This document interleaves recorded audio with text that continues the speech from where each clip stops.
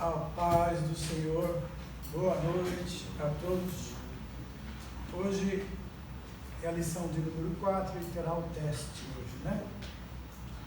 O assunto hoje será eutanásia, a falácia da boa morte.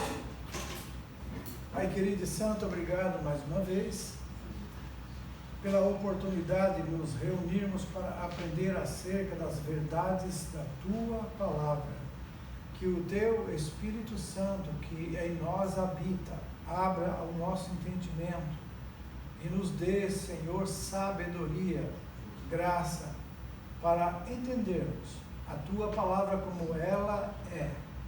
E nós queremos Te agradecer por essa oportunidade de hoje, com esses Teus servos e servas que estão conosco aqui, presencial, e outros que estão em casa também assistindo e participando desse estudo. Em nome de Jesus, que possamos compreender as Tuas verdades e seja Teu nome glorificado através disso. Amém. Ok, amados. Bom, esse aqui, ele está começando a falar do campo da bioética, né? O que é bio? Vida, ética, ética da vida, né? Então, há duas perguntas de vital importância. A primeira diz respeito à legalização do aborto. Quando começa a pessoa humana, né? Quando ela passa a existir. E a segunda é a descriminalização da eutanásia. Quando termina essa mesma pessoa, que ela começa e depois o fim da vida dela. Sobre a primeira questão, todos estamos cientes, já estudamos nas aulas anteriores, de que o ser humano ele tem início no exato instante da concepção, antes mesmo que o óvulo fecundado alinhe-se no útero materno. Ali está um indivíduo único e completo que dentro em breve ocupará o seu lugar no mundo que Deus criou. Nós vimos que na Bíblia Deus fala a respeito de que foi escolhido antes mesmo de nascer, que Deus já tinha determinado que essa pessoa que nasceria, o que ela seria. Então significa que o início da vida está em Deus e o final dessa vida também nele, ok? A segunda indagação com relação a quando termina essa mesma pessoa, acarreta algumas considerações bastante complexas. Então, prioritariamente, devemos levar em conta o incremento da tecnologia hospitalar. Antes de 1950, não era difícil atestar o óbito de um enfermo. Quando faltava o pulso, né, a pulsação cardíaca, já era considerado morto. Hoje, contudo, temos de comprovar também a morte encefálica e acrescentando ainda que eles também a morte que chama-se a morte múltipla dos órgãos, quando todos os órgãos, inclusive os rins, param de funcionar, então a vida cessa. Levemos em conta, de igual modo, a maior expectativa de vida da população mundial, e com isso vem aumentando exponencialmente a discussão em torno da chamada boa morte. Deixando de lado o infeliz eufemismo, né? Não podemos ignorar a pergunta e a angústia da sociedade. Qual é essa? É lícito dar uma morte digna a quem se arrasta indignamente num leito de enfermidade? Bom, antes de nós refletirmos sobre esse terrível dilema. Nós ressalvamos que nenhuma indignidade há em se estar preso a uma cama à espera do último suspiro. Então a dignidade humana, aliás, ela cresce na dor, mas não raro desaparece no alívio. Então, como ninguém escapa dessa experiência terminal, nós devemos ter uma posição bastante clara acerca da eutanásia. Então, vamos conhecer as demandas da Bíblia Sagrada sobre esse assunto.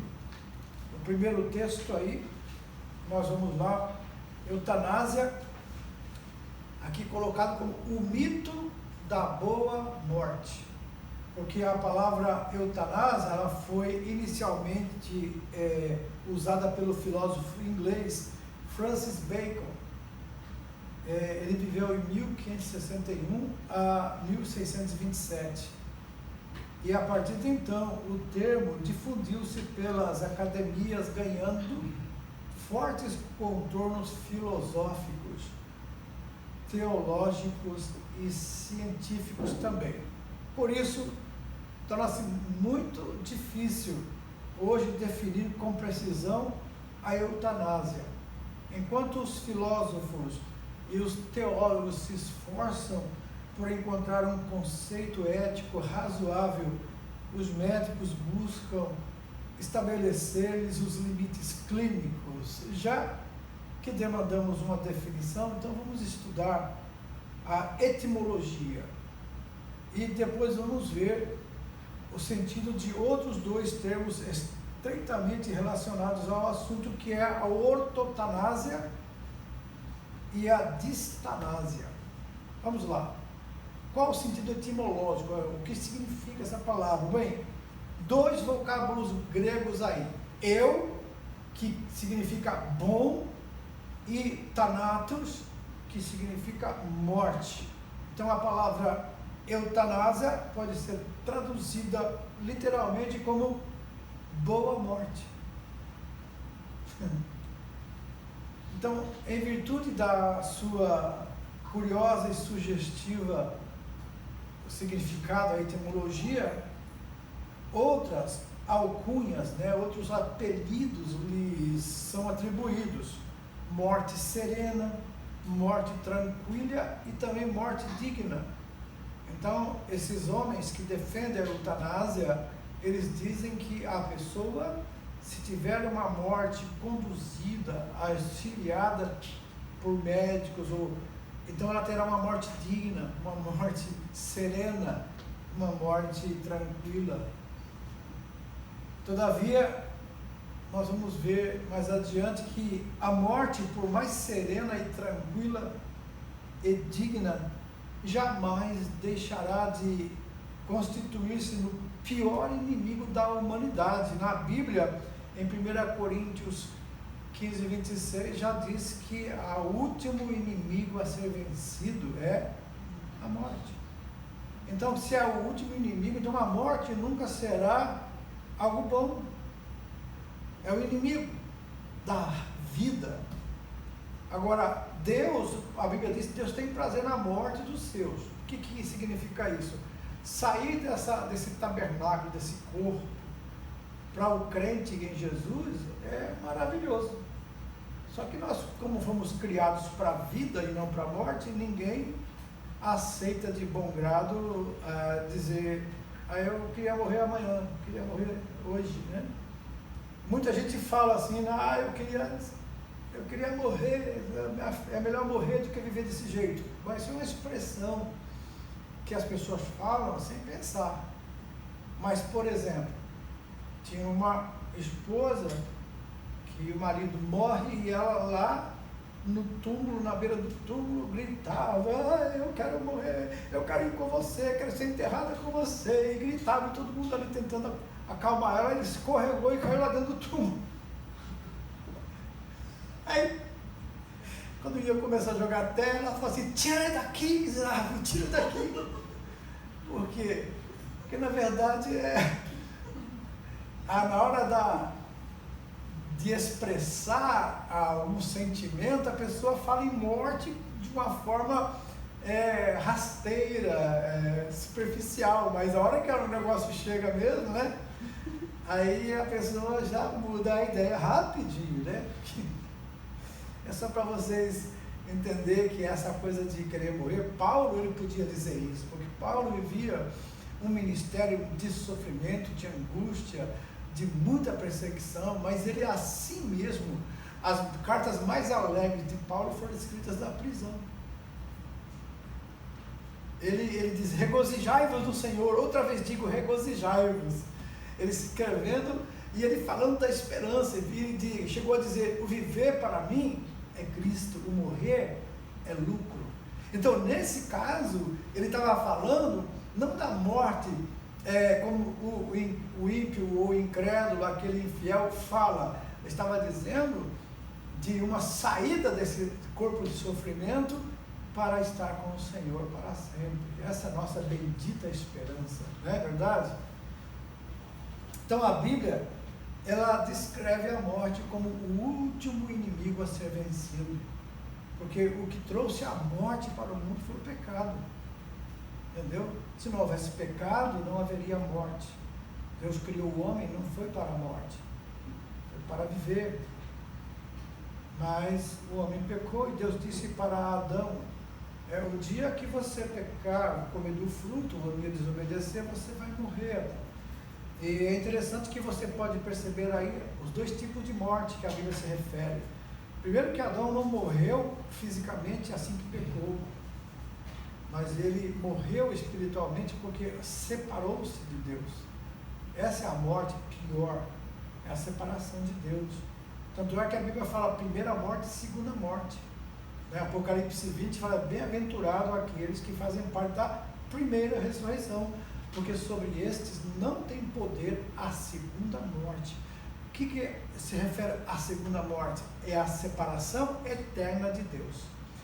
Porque depois de lançado no lago de fogo, depois julgado no juízo do grande trono branco, não tem como voltar, não tem como se arrepender, não tem mais como sair. Agora, todos pecaram e estão mortos do pecado.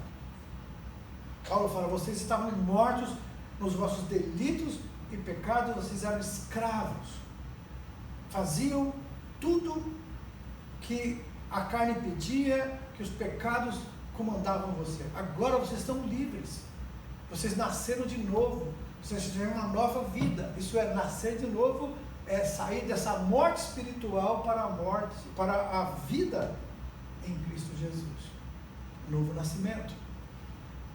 Então, aí vocês já, bem-aventurado esses, porque sobre esses não tem poder a segunda morte, porque se a pessoa morre sem ter essa esperança, sem crer em Jesus, ela só vai ressuscitar depois do milênio, para ser julgada no juízo do grande trono branco, onde esse julgamento nós não teremos. Por isso que ele diz, sobre esses que agora ressuscitam com Cristo, não há poder, a segunda morte não tem poder sobre eles, porque não serão julgados. O nosso julgamento, que nós que cremos em Cristo, será no tribunal de Cristo, após o arrebatamento, e esse julgamento não será para condenação ou para salvação, mas sim para galardões. Tudo aquilo que fizemos nessa vida, enquanto no corpo, pelo reino de Deus na terra, será dado galardões para alguns e para outros não, ok? Agora, qual que é o sentido técnico porque nós vimos o sentido etimológico dessa palavra, eutanásia, que é lembra? Significa o quê? Boa. E thanatos significa morte. Então é boa, morte. O sentido técnico, a eutanásia é a doutrina segundo a qual é lícito antecipar a morte de pacientes que estejam sofrendo de enfermidades incuráveis, aflitivas e dolorosas. se você pensar bem, é até meio racional isso, não é verdade? Mas é verdade, a pessoa está sofrendo ali, não tem como mais viver. Então, por que não ajudar ela a descansar? Só que nós temos que entender que o dono da vida é Deus. É só Ele que pode dar e só Ele que pode tirar. Se nós fizermos isso no lugar de Deus, nós estaremos entrando em juízo com Deus. Ok? Tanto é também no caso do aborto. Ok? Então, na verdade, o teólogo espanhol Javier Gafo Fernandes, ele dá uma definição mais esclarecedora. Ele ensina que a eutanásia é a ação médica pela qual se acelera o processo de morte de um doente terminal ou lhe é tirada a vida. E a ortotanásia. O que é a ortotanásia? A palavra ortotanásia provém também de dois vocábulos gregos. Ortos, que significa certo, ajustado à razão, isso é racional, né? E thanatos, que é morte.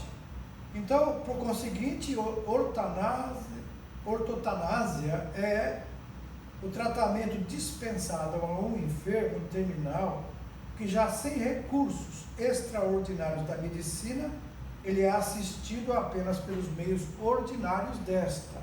Nesse caso, o médico limita-se a fazer o quê? Ministrar paliativos, minorando-lhe a dor e proporcionando-lhe todo o conforto possível. Recomenda-se ainda que o moribundo aguarde os seus momentos finais em casa, ao lado dos seus entes queridos.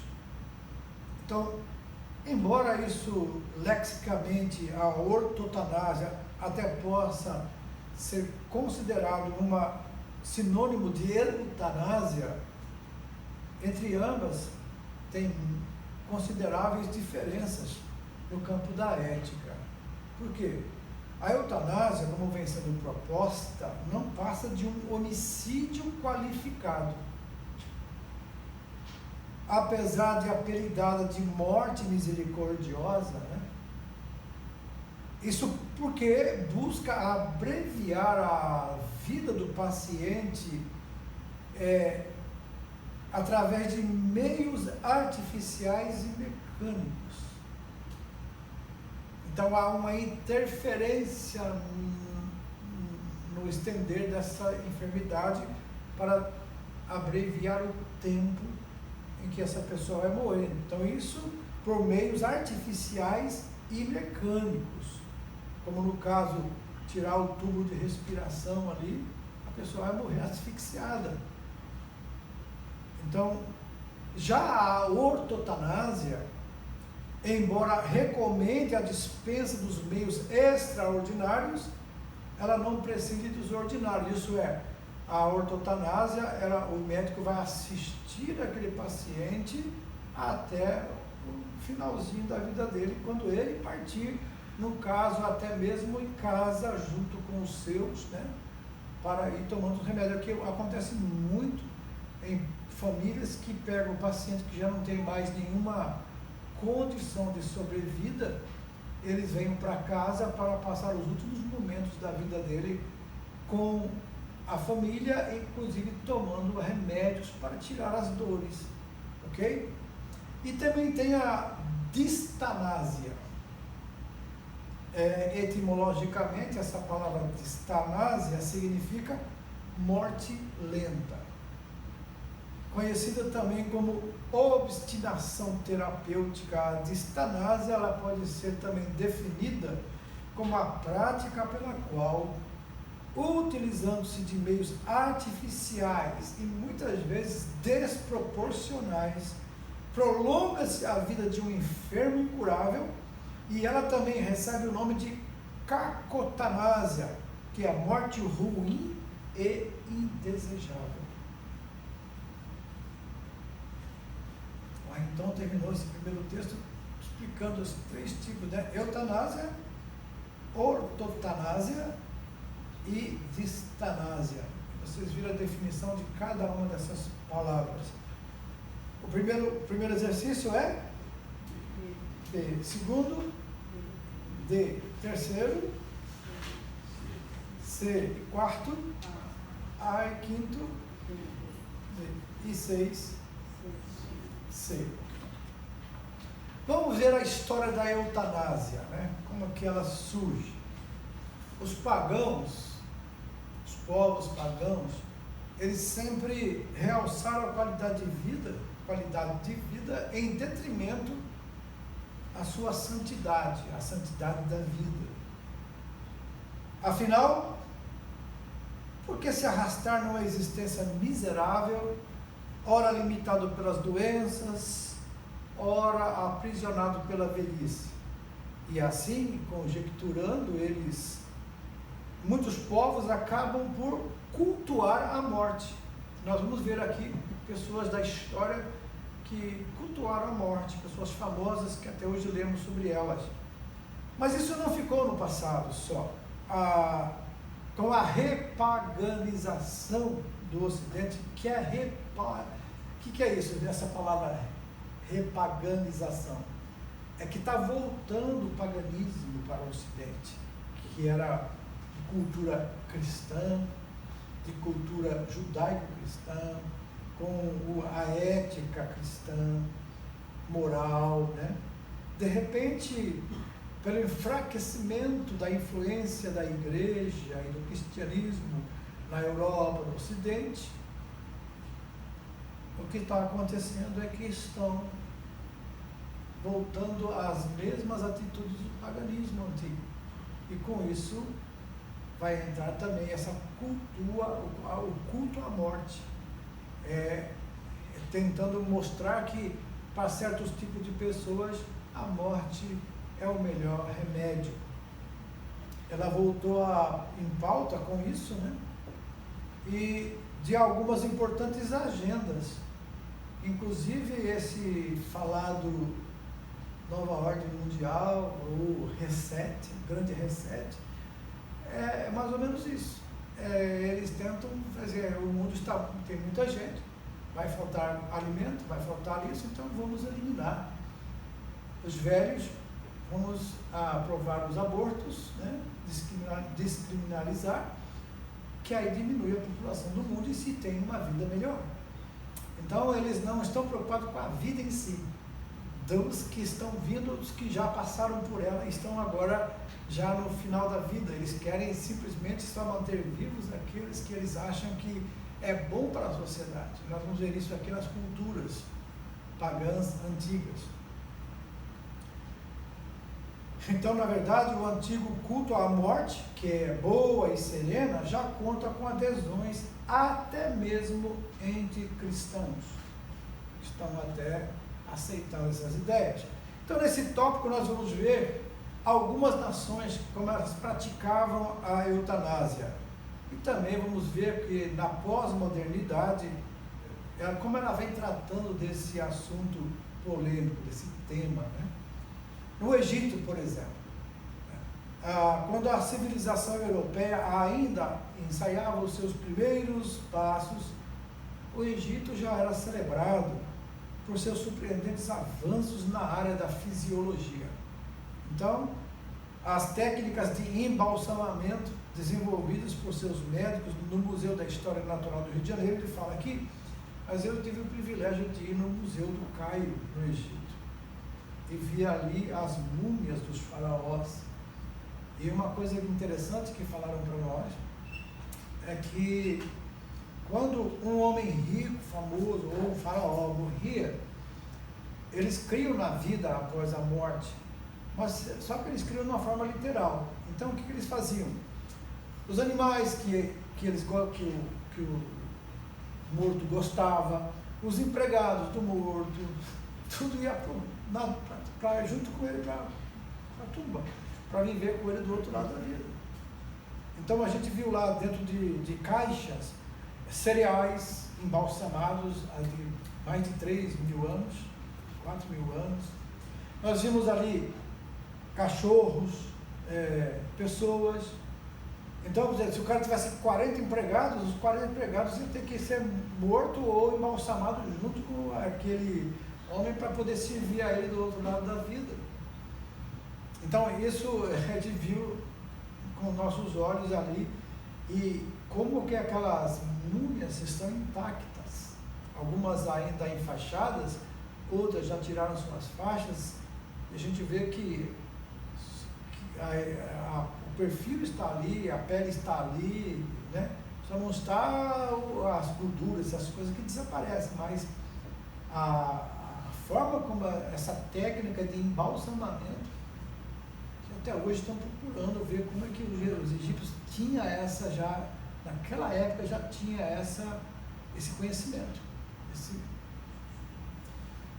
Então, na verdade, ao lembrar-se daqueles cadáveres, né, no caso enfaixados, aí vem uma pergunta: será que alguma daquelas pessoas foi submetida à eutanásia?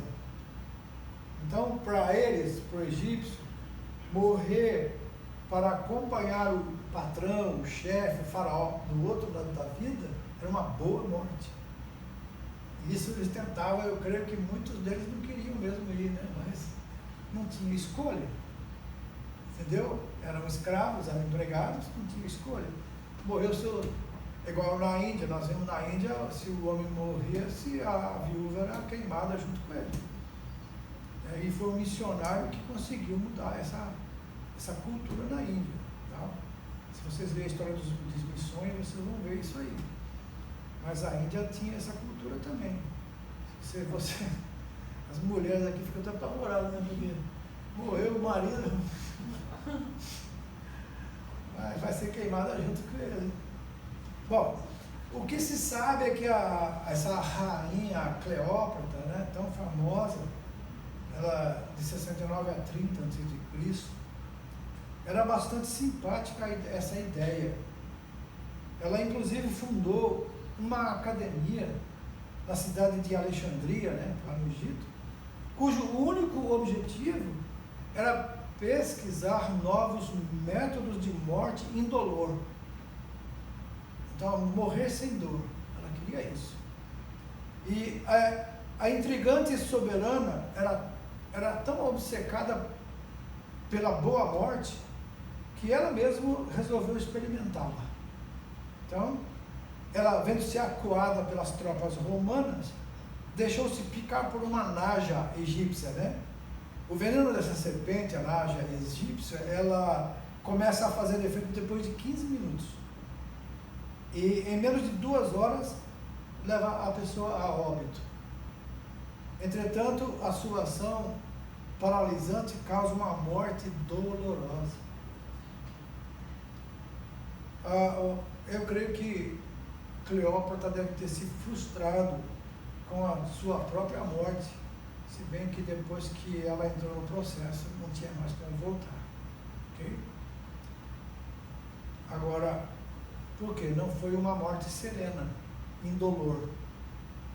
Ela sofreu muito até que morreu. Na Índia, como nós já acabamos de falar, não muito remoto, os indianos raptavam as suas meninas a fim de prostituí-las nos templos, e já as viúvas eram queimadas logo após a morte do marido. E uma nação que dispensava semelhante tratamento às suas mulheres não perdia tempo com os enfermos. O que eles faziam com os doentes? Os doentes, tidos como incuráveis, eram levados às margens do rio Ganges. Os seus algozes, eles pegavam o lodo do rio, entupiam os narizes dele, né?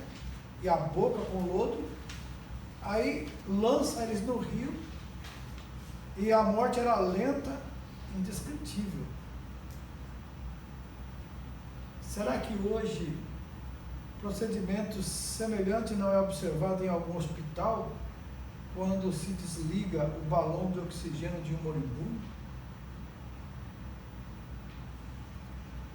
Esse testemunho que eu conto para vocês de vez em quando, desses jovens, 2 jovens que eu fui orar no hospital no Brasil, que uma mulher que devia ser um anjo ali na figura de uma mulher, Ele me falou, você é pastor, né? No meio da rua. Eu falei, sou. Dá para ir no hospital agora? Tem 2 pacientes em estado terminal, precisa de um pastor lá. E eu falei para ela, vou. E fui para o hospital, cheguei e perguntei, tem 2 jovens aqui, estado terminal? A enfermeira falou, tem sim, o senhor que eu sou pastor. Que bom que o senhor veio. Desligamos tudo, eles não morrem.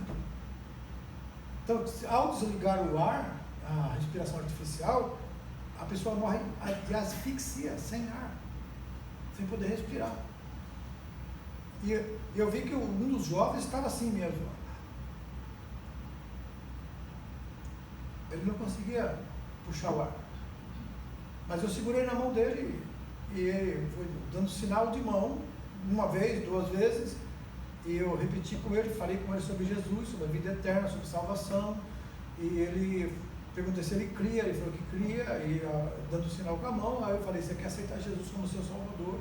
Ele morreu por você, pelos seus pecados, ele pode te dar uma vida eterna se você crer nele, você crê nisso, creio, aceitou Jesus. E eu fui no outro, a mesma coisa, e daqui a pouco eu fiquei um pouquinho no hospital esperando. 20 minutos se passaram, a enfermeira chegou, olhou para mim e disse assim, só estava esperando o senhor chegar. Os 2 partiram. Então, isso aqui, tirar o balão de oxigênio é uma espécie de eutanásia. Abreviar a morte do paciente. Muitas vezes o médico pergunta para a família, pode desligar? Né? E a família tem que pensar bem. Então, ao desligar a respiração artificial, você está desligando a chance da pessoa de sobrevida. Ok? Bom, os celtas, a partir do 2º milênio, antes da era cristã, os celtas começaram a estabelecer-se na Europa Ocidental. Os irmãos sabem que esse Halloween, que é comemorado em outubro, ele tem origem nos celtas. Esse povo aqui era um povo pagão e bem maligno mesmo. Se você olhar a história do Halloween, você vai ver que essa origem dele é bem maléfica, maligna mesmo. Okay? Bom, um grupo fixou-se no território pertencente hoje à Turquia, outro povoou boa parte na Península Ibérica, outros ainda atravessando o Canal da Mancha conquistaram terras que depois seriam ocupadas pelos romanos e finalmente pelos anglo-saxões. Quando chega a parte da 31 de outubro, antes, eu começo a postar no Facebook um estudo que eu fiz, levantamento sobre a festa do Halloween. E eu coloco assim em interrogação, Happy Halloween, isso é Feliz Dia dos Mortos, né? E coloca ali a origem do Halloween, como ele iniciou, como ele foi se espalhando, né? E como ele chegou até nós. Você pode ver que já as lojas já estão começando a se encher de materiais, né? A abóbora ali, aquela coisa toda, e tudo isso tem um significado. Se vocês lerem o estudo depois, que eu fiz um levantamento de várias revistas e vários semanários, revistas mensais que eu recebia do Brasil, a Chamada da Meia-Noite, História de Israel, eu li essas revistas e depois fiz um levantamento, preparei esse estudo e todo ano eu coloco ele para alertar os cristãos, porque nessa época some muita criança, pessoas desaparecem, há sacrifícios humanos, e muita coisa acontece e é abafado, né? Você pode ver que a mídia não está... Estados Unidos, né? Hã? Estados Unidos é o pior. Você vê que eles vivem esse momento lá. Então é uma festa assim, pagã, muito perigosa, né? Que a gente tem que entender o seu significado para saber como poder proteger nossos filhos e evitar de entranhar. Alguns entram por brincadeira, acabam que entram e saem sem nenhum problema, mas outros acabam entrando e não saindo mais. Okay? Bom, os seus costumes jamais seriam aprovados por um cristão, o costume dos celtas. Eles matavam os bebês enfermos e disformes, pois seu mundo, o mundo dos celtas, não havia lugar para os fracos. Os idosos não tinham uma sorte muito diferente. mas cabia aos filhos acabar com a vida dos seus velhos e já inúteis pais. No Japão medieval, os filhos tinham um modo bastante singular de livrar-se dos pais. No inverno, levavam os velhinhos ao mar e ali colocavam sobre blocos de gelo. Em seguida, encenando o impiedoso ritual, eles entregavam uma manta rústica e surrada e depois empurravam aquele monólito, né, que é a pedra de gelo que o velhinho estava em cima, e empurravam, deixando a deriva. Derretendo o cubo, o idoso não demorava a morrer e muitos vinham perceber bem antes disso, perecer, né? Por quê? Pois não sequer recebia um agasalho para os seus derradeiros instantes da vida. Conta que certa vez um homem, ele acompanhado de seu filho de 8 anos, colocou o seu velho pai, que era tão vô dessa criança, nesse gelo, no bloco de gelo. E após certa arenga, ele entregou-lhe um cobertor roto e já prestes a empurrar essa bizarra embarcação, que era esse bloco de gelo, ele foi interrompido pelo garoto, que falou para o seu avô: vô, dá um pedaço desse trapo. Aí o vô rasgou um pedaço e deu para o menino. E o pai, sem entender, perguntou: mas por que você fez isso? E ele falou assim, ele segurou na mão do pai e do avô e disse assim para o pai: para entregar para o senhor quando o senhor ficar velho. Aí o homem que estava fazendo isso, ele realmente ficou envergonhado diante do filho e do pai, e resolveu então amparar o ancião. Graças a Deus, com o tempo, esse costume se desfez, né? Hoje o Japão é um país que eu mesmo que ando durante o dia por aí, ou nos hospitais, eu falo para a minha mulher: quanto velho. Eu olho para ela assim: nós também, né? Se for pensar bem. Bom, os que hoje desprezam os idosos, receitando-lhes a eutanásia, precisam saber que um dia, se não morrerem até lá, também ficarão velhos. E a pergunta tem de ser respondida: como gostaríamos de ser tratados na velhice? Os jovens deviam pensar nisso, porque o jovem não pensa. Assim, esse velho, né? Bom, Inglaterra, em 1931, o Dr. Killick Millard, ele viveu até de 1870 a 1952, apresentou uma propositura ao parlamento visando a legalização da eutanásia voluntária no Reino Unido. Eutanásia voluntária é aquela que a pessoa pede, ela quer. Então a discussão arrastou-se até 1936, quando a Câmara dos Lordes, né, rejeitou a proposta. E durante os debates, o médico real Lord Dawson, que ele morreu em 1945, ele confessou ter facilitado a morte do rei George V, ministrando-lhe pesadas doses de morfina e cocaína. O Dr. Millard, então, elaborou uma teoria bastante acadêmica sobre a boa morte, a eutanásia. E segundo ele, a eutanásia pode ser definida como a doutrina ou teoria segundo a qual, tendo a vida em certas circunstâncias deixado de ser permanentemente agradável ou útil devido às doenças, senilidade ou causas análogas, deve-se provocar a morte de maneira indolor, podendo este ato ser praticado pelo próprio paciente ou por outra pessoa, E foi com base nessa doutrina que a Holanda implementou o seu programa de eutanásia.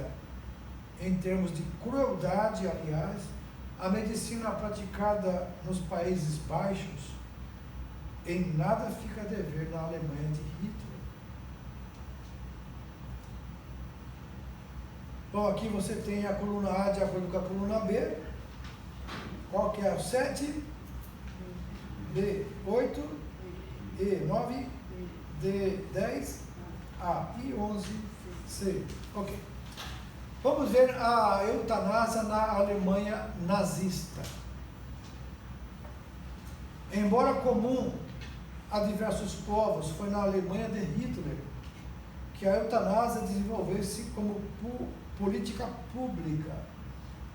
Nem os espartanos, que em busca de um soldado perfeito rejeitava os seus bebês deficientes e débeis, foram tão perversos e desumanos. Quando a barbárie veio à tona, os próprios alemães ficaram estarrecidos. Eles não conseguiam acreditar que alguém fosse capaz de condenar à morte milhares de homens, mulheres e crianças pelo único crime de não serem politicamente saudáveis. Então, o que era descrito como um programa de morte humanitária acabou por descambar na maior genocídio da história. Aí houve o decreto misericordioso. O que é isso?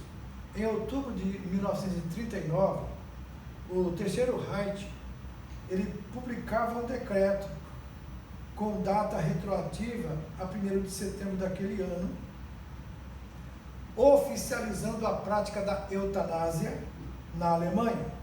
O legislador era particularmente claro e não fazia questão de usar eufemismos. O que ele disse?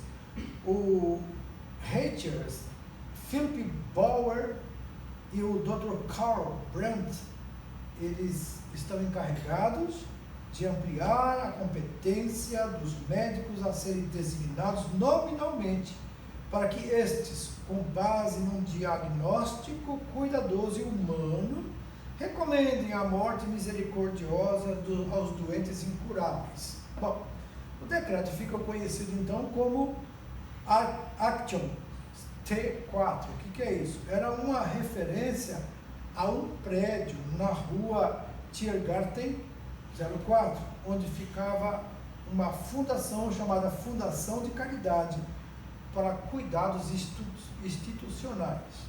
E desse endereço partiam as ordens para a realização da eutanásia eugênica. Então, a trágica contabilidade. Oficialmente, o programa estendeu-se de setembro de 1939 a agosto de 1941. Nesse período foram assassinadas 70.273 pessoas, entre idosos, jovens e crianças. Pesquisas realizadas recentemente, porém, revelam que os nazistas continuaram com a prática da eutanásia até o final da guerra, em 1945.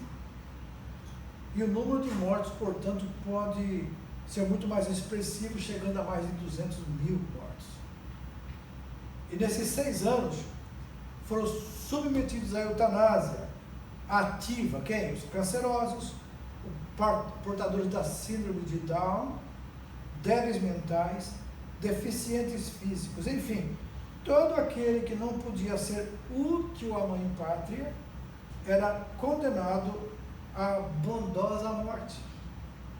Não foram poucas as crianças com microcefalia e hidrocefalia submetidas a esse cruel procedimento.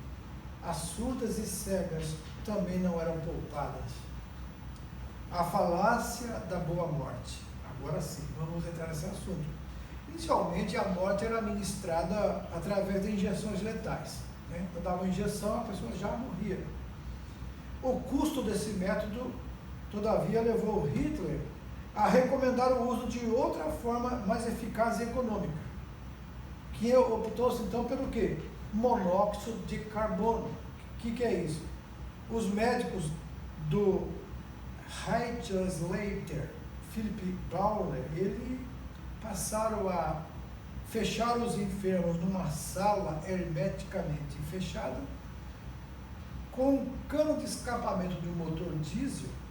Ele voltava para o interior do recinto, ligado à máquina, as pessoas iam lentamente morrendo asfixiadas. Em outras ocasiões, os doentes eram acomodados em caminhões baús convertidos em câmeras de gás. À medida que o motorista avançava pelas ruas da cidade em direção aos crematórios, a descarga do monóxido de carbono era lançada no interior do container através de um engenhoso mecanismo. E no trajeto, os moribundos iam sucumbindo um a um. Primeiro os bebês, depois as crianças e por último os mais resistentes. E esses veículos eram conhecidos como os cargueiros da morte. Segundo os moradores locais, podiam-se ouvir os gritos daqueles infelizes ecoando pelas ruas principais das cidades alemãs. O choro das crianças era desesperador. A que ponto chega o ser humano quando não tem Deus? O número de óbitos só não foi maior, porque alguns clérigos alemães ousaram reagir e forçaram o governo a suspender, pelo menos oficialmente, o programa de aperfeiçoamento racial. Arianos, raça pura, eles queriam eliminar, assim como os celtas, assim como outros, queriam eliminar os fracos, as pessoas que acabavam sendo um fardo para a sociedade, para a família, e por isso eles ganhavam essa razão de fazer isso. Bom, o corajoso sermão teve no programa de eutanásia de Hitler, foi condenado ousado e corajosamente pelo bispo, um bispo Clemens August von Galen. Ele viveu de 1878 a 1946, porque ele foi morto aqui. Conhecido também como o Leão de Münster, ele denunciou em 3 sermões, e esses sermões aqui desses bispos eram escritos, então podia ser como cartas, né, enviado para as pessoas. Conhecido também como o Leão de Münster, ele denunciou em 3 sermões as atrocidades que vinham sendo praticadas pelos nazistas contra os enfermos diagnosticados como incuráveis. Na primeira das suas homilias, né, ele enunciada no dia 3 de agosto de 1941, Galen afirmou que aquela política representava a quebra do 6º mandamento divino, que é não matarás. Assustado, então, o governo alemão recuou e garantiu que o programa de eutanásia obrigatória estava suspenso oficiosamente, porém, a matança dos alemães considerados inúteis prosseguiu até o final da guerra. Para vingar-se do bispo Clemens, o Adolf Hitler ordenou a sua prisão de 24 sacerdotes, também de 18 monges e freiras da diocese de Münster, e enviados a diferentes campos de concentração. Eles nunca mais foram vistos. Se o regime nazista achava que seria fácil acomodar a situação, estava enganado. Nesse interim, um estudante universitário chamado Hans Scholl, ele leu um dos sermões de von Galen à sua irmã Sophie, e horrorizados com as atrocidades denunciadas pelo bispo, a jovem deu início a um movimento de resistência mais ativo contra o nazismo, que passaria para a história como a Rosa Branca. Se você ler a história, você vai ver falar sobre a Rosa Branca. Os irmãos Scholl opuseram-se não somente à eutanásia como enfermos alemães, como também ao genocídio judaico. No dia 18 de fevereiro de 43, Hans e Sophie foram descobertos e presos julgados sumariamente e foram decapitados algumas horas depois. Clement Augustus de von Galen não se limitou a condenar a eutanásia. Do seu púlpito ele protestou veementemente contra o extermínio dos judeus, e o Papa Bento XVI prestou-lhes essa homenagem e dizendo, em nome de Deus, ele denunciou a ideologia neopagã da nacional-socialismo, ofendendo a liberdade da igreja e os direitos humanos gravemente violados, protegendo os judeus e as pessoas mais frágeis que no regime considerava refúgio a ser eliminado. Já cardeal von Galen morreu em 1946. E vergonhosamente, a igreja protestante alemã,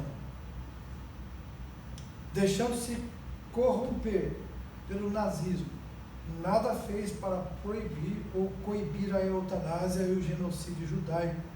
Houve, contudo, algumas vozes singularmente corajosas que, à semelhança do pastor Dietrich Bonhoeffer, que morreu em 1945, eles se ergueram suas vozes para protestar contra essa quadrilha que se havia apostado da Alemanha, o nazismo, né? Ao estabelecer a igreja confessante, ele deixara bem claro que a santidade da vida era inegociável. Corajoso o teólogo que era, honrou sempre a Deus como autor e preservador da vida, e em virtude da sua atividade contrárias ao regime nazista, o irmão Bonhoeffer foi executado num campo de concentração, onde comungou a angústia dos filhos de Abraão, ali executados, isso eram os judeus, que eram mortos nesses campos de concentração. Bom, na Alemanha nazista era descrito como um programa de morte humanitária, mostrou-se realmente um ato de amor aos doentes incuráveis, certo ou errado? Hã? Nossa, estão em dúvida? Calcula-se que o programa de morte humanitária assassinou na Alemanha, dos anos de 1939 a 1945, mais de 200 mil doentes crônicos. Certo?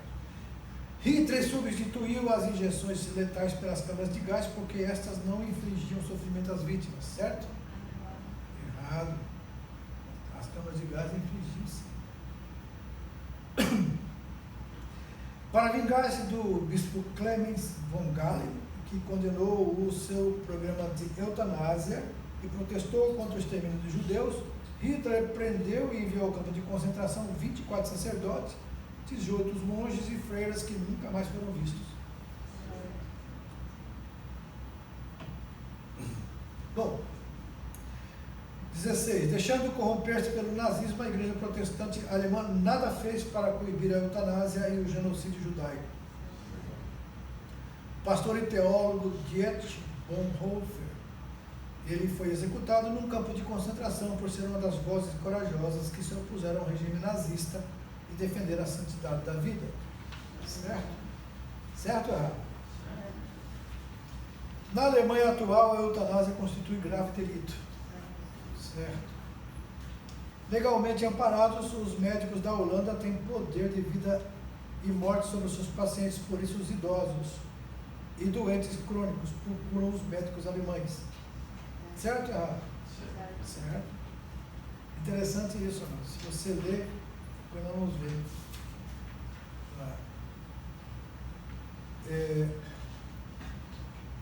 Na Holanda, os velhos, quando vão ficando velhos, eles acabam saindo da Alemanha, juntando recursos e indo para a Alemanha, que hoje a Alemanha ela tem lugares para cuidar dos velhos, cuidar de pessoas assim. Dá para nós. Hã? Vou esperar nem um momento mais para isso. Mas você vai ser o que vai matar, porque se você é novo. novo. A Alemanha, porque na Holanda os filhos já estimulam os pais à eutanásia. O pai já está na hora de você morrer. Você está muito velho. Né? Ok, vamos dar uma pausa agora, depois do texto 4, 5 e 6, nós vamos terminar. Só que eu vou fazer o seguinte com vocês hoje. Como o texto 4 é mais curto, mas o texto 5 e 6 é bem longo, então vamos terminar o texto 4 agora, e o texto 5 e 6 a gente faz na segunda parte, ok? Bom, o texto 4, a eutanásia no contexto teológico. A teologia cristã, ela jamais deixou de enaltecer a santidade da vida. Sabemos que esta quer em sua fase inicial, que seu estágio terminal é sagrado aos olhos do seu autor e conservador.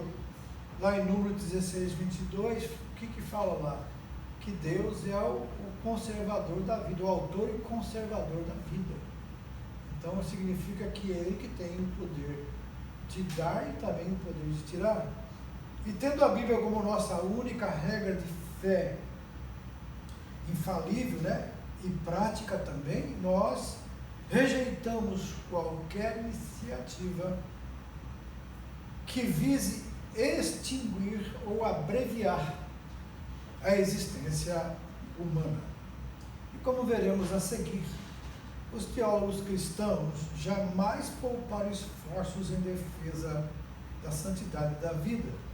Nós temos aqui o Lactâncio, conselheiro do imperador Constantino. Constantino foi o primeiro imperador romano que, dizem entre aspas, se converteu ao cristianismo no ano 312 depois de Cristo. Cessou aí a perseguição aos cristãos, ok? Então, esse Lactâncio foi um dos conselheiros do imperador e foi Lúcio Célio Firminiano Lactâncio, né? Ele viveu de 240 a 320 depois de Cristo. Um dos teólogos mais acatados da igreja cristã, ele escreveu diversos livros apologéticos. Apologia significa defesa da fé, okay? Expondo racionalmente o cristianismo aos intelectuais pagãos do seu tempo e nas suas instituições divinas, expõe de forma sistemática a doutrina cristã. E ao falar sobre a eutanásia, Lactâncio não deixou dúvida quanto à sua opção pela santidade da vida. Afirmou que os doentes terminais são inúteis para os homens, porém úteis para Deus, que lhes preserva a vida, que lhes dá o Espírito e proporciona-lhes a luz. Aí vem Agostinho também, que viveu de 354 a 430 depois de Cristo. Ele posicionou-se contra o aborto e jamais escondeu sua oposição à eutanásia. Ele entendia que a vida é sagrada da concepção à morte natural. Numa sociedade utilitarista e ímpia como a romana, na qual a vida dos mais fracos nenhum valor representava, afirmou o grande autor da igreja: jamais será lícito matar o próximo, ainda que este o queira ou peça, e nem é lícito matar o doente que já não tem condições de sobreviver. Então, a sua doutrina deve ter soado bastante estranha aos orgulhosos patrícios romanos, que só consentiam viver se fosse para extrair da vida o maior prazer e evitar o menor dos incômodos. De outra sorte, preferiam a morte. O cristianismo, porém, veio mostrar a todos que, para quem ama a Deus, o viver é Cristo, o morrer é um ganho eterno. Assim como Paulo disse, né? Paulo, que ele tinha sido arrebatado até o terceiro céu, ele viu coisas lá na glória, que ele falou que não tinha palavras humanas para descrever o que ele viu, nunca passou pela mente do homem, nem foi ao seu coração. é o que Deus tem preparado para os seus. Paulo falava da morte como algo maravilhoso. Por quê? Porque pelo fato de ele saber que o que estava aguardando do outro lado era muito melhor. E Joseph Ratzinger, teólogo aparentemente conservador, o cardeal Ratzinger, de 1927, ele, após assumir o papado como Bento XVI, deixou bem clara a sua posição contra a santidade da vida. Ele dizia: os cristãos devem ser contra decisões judiciais e leis que autorizem o aborto e a eutanásia, considerados pecados graves. Na chefia da Igreja Católica, exortou suas ovelhas a mostrarem-se firmes e seletivas na hora de eleger seus candidatos. Ele dizia: um católico será considerado culpado por cooperar de eleger seus candidatos, né? Cooperar com o mal, e não poderá receber a comunhão se votar em um candidato político por ele ser a favor da eutanásia ou do aborto. Interessante, né? É bom que os católicos do Brasil também tenham esse mesmo conhecimento, porque agora nós temos ali uma escolha agora em outubro que será decisiva para o futuro do Brasil. Os evangélicos também deveríamos ser mais rigorosos e exigentes na escolha de nossos governantes e legisladores. Temos de conhecer a visão do mundo de nossos representantes, que é o que eles pensam, qual é a ideia deles para legislar, para criar leis, né? E constatar se estes têm ou não um sério compromisso com a santidade da vida.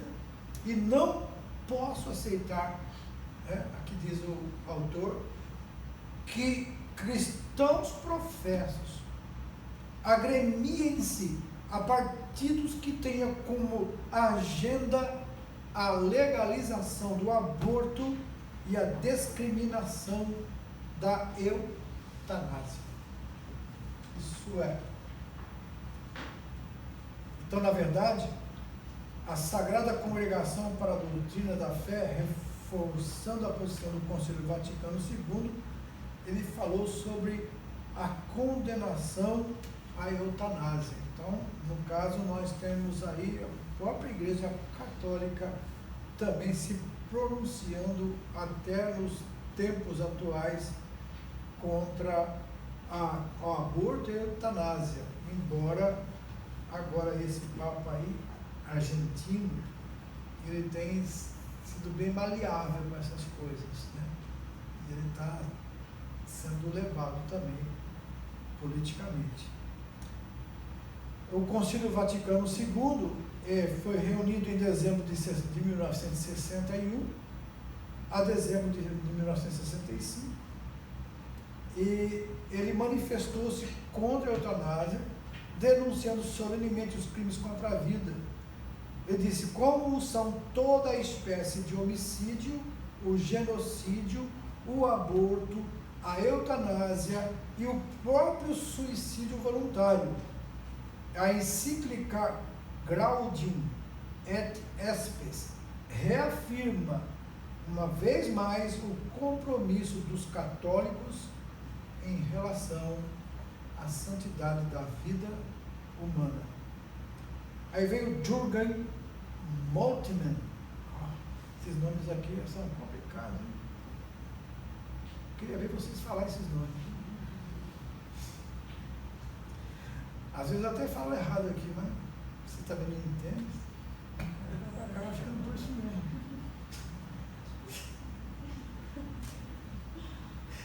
Nascido na Alemanha em 1926, Moltmann é considerado o teólogo mais importante do século XXI. Ele não se limita a escrever teologia, ele faz e vive intensamente a teologia que ensina. Aliás, sua biografia revela exatamente isso. Pontilhada de lances dramáticos e surpreendentes mostra como se forma um verdadeiro teólogo. Em sua juventude, apesar de sua natural vocação às letras, ele viu-se constrangido a alistar-se no exército alemão, e as trincheiras, porém, não lhe afastaram das suas leituras prediletas, e ali, frente a frente com o perigo, ele encontrava tempo para ler Goethe e Nietzsche.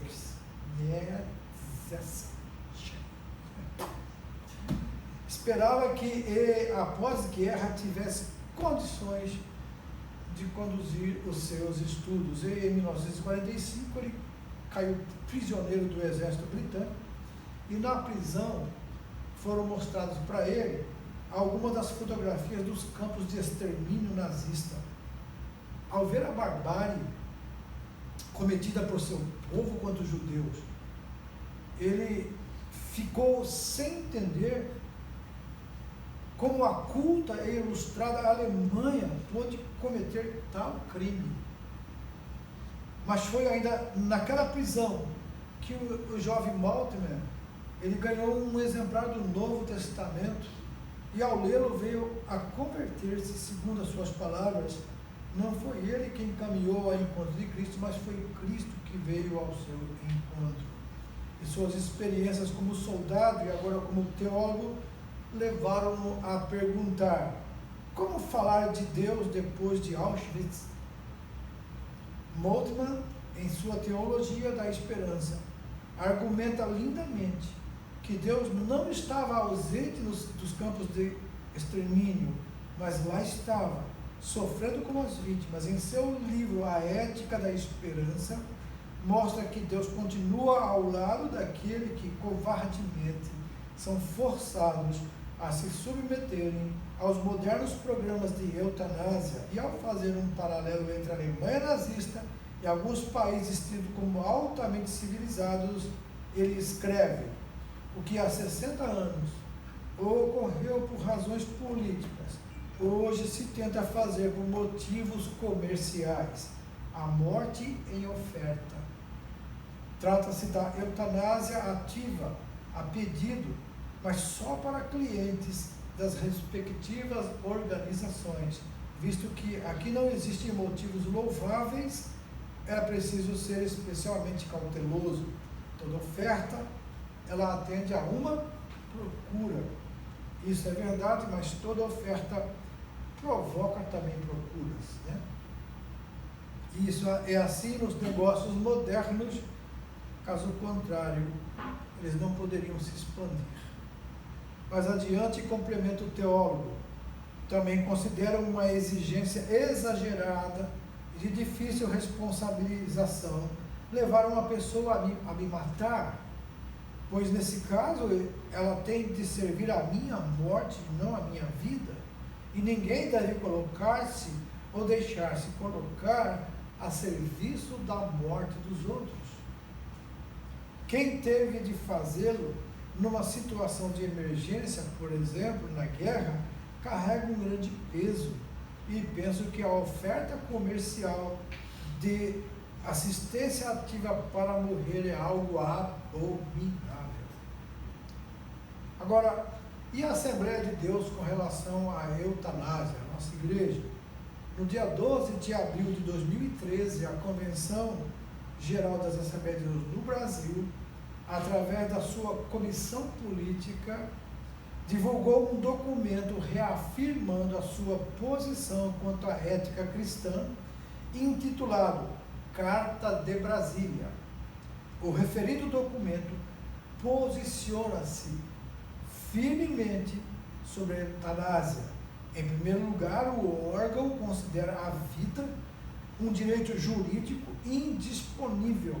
Mais adiante declara: como cristãos entendemos que a vida é um dom de Deus e só a Ele cabe o direito de dispor desse bem natural que é a vida. Amém? Então essa é a posição da nossa igreja com relação à eutanásia também. Doentes terminais são inúteis para os homens, porém úteis para Deus, que lhes preserva a vida e lhes dá o direito de proporcionar a luz. Quem falou isso? Lactâncio. Jamais será ilícito matar o próximo ainda que este o queira ou peça. Nem é lícito matar o doente, já que não tem condições de sobreviver. Quem falou isso? Agostinho. Os cristãos devem ser contra decisões judiciais e leis que autorizam o aborto e a eutanásia, considerados pecados graves. Quem falou isso? Joseph Ratzinger. Como que é? Não vi vocês falar, não está errada a resposta aí. Robert, ou Joseph, até errado. Joseph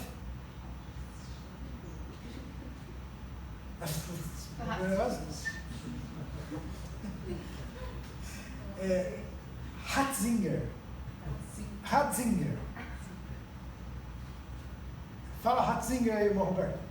Ratzinger. É difícil falar. Ninguém deve se colocar. É a D, né? Ninguém deve se colocar-se ou deixar-se colocar a serviço da morte dos outros. Quem falou isso? Junger. Moltmann. Ok. Cadê o Lorival? Lorival, fala aí, Lorival. Fala aí, Lorival. Tá certo, Junger. A vida é um dom de Deus e só a Ele cabe o direito de dispor desse bem natural que é a vida. Quem falou isso? CGADB, Carta de Brasília. Muito bem, vamos agora dar um break e a gente volta daqui a pouco para continuar o texto 6.